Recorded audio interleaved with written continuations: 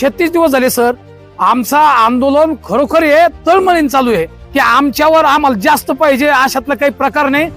पण सरकारने झोपेत आमच्या दगड टाकलेला आहे. जे मूल्यांकन काढायचं नाही, मला असं वाटतं ते काढून बसले आणि सरकारनं त्यांचं प्रमोशन केलेलं आहे. मला तर कळलं की सरकारनं लाडक्या बहिणीचे 7,000 कोटी शेतकऱ्याचे आलेले हे इकडे वळवलेले आहे.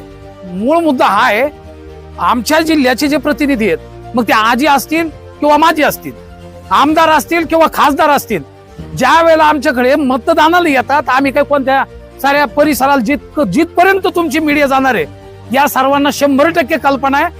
हे कोण्या एका पक्षाचे बांधील नाहीत, आपोआपल्या स्वतंत्र राहणार आहे.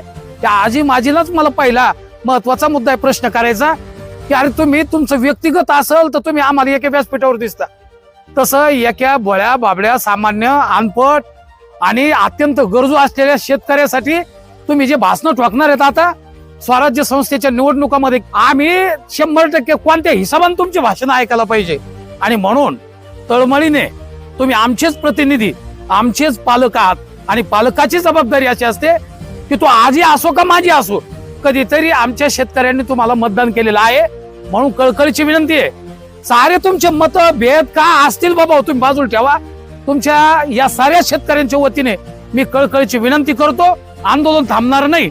आणि ज्या वेळेला थांबायला तुम्हीच येणार आहेत त्यावेळेला आम्ही तुम्हाला सुद्धा सांगू. आणि सर्व शेतकऱ्यांनी ठरवलेलं आहे की आज जर आता आमचं हे काम झालेलं नाही, जर होणार नसेल हे सर्व शेतकरी याला एक समजू नका, 100 आहे, 100चे 200, 200चे 1000 होतील आणि 100% आम्ही या मतदानावर इथून पुढे येणाऱ्या जर आमचे काम नाही झाले तर बहिष्कार त्याची शपथ घेऊ.